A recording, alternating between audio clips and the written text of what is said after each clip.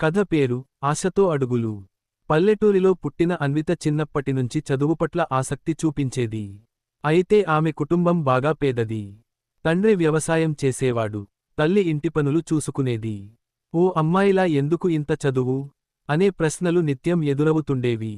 అయినా అన్విత తన కలల్ని వదిలిపెట్టలేదు. పుస్తకాలే ఆమెకు స్నేహితులు, కలలే మార్గదర్శకులు అయ్యాయి.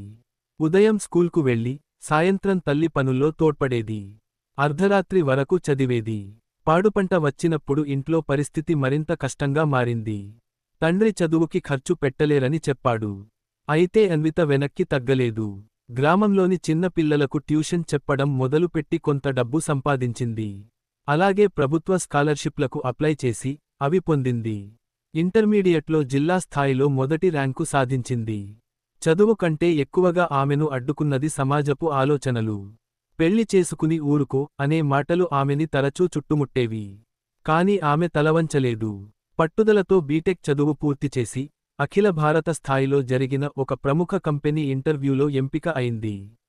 ఆ రోజు ఆమె చేతిలో ఉద్యోగ ఆఫర్ లేఖ చూసిన తల్లి కన్నీళ్లు పెట్టుకుంది. అవి బాధ కాదు, గర్వంతో వచ్చిన కన్నీళ్లు. ఇప్పుడు అన్విత ఒక మల్టీనేషనల్ కంపెనీలో ప్రాజెక్ట్ మేనేజర్గా పనిచేస్తూ తన ఊర్లో చిన్నారులకి ఉచితంగా కంప్యూటర్ క్లాసులు ఇస్తోంది. ఆమె చెబుతుంది, పరిస్థితులు మనల్ని వెనక్కి లాగినా మన ఆశలు ముందుకు నడిపిస్తాయి. కలలపై నమ్మకం ఉంటే ఏ శక్తి ఆపలదు. కథ సందేశం.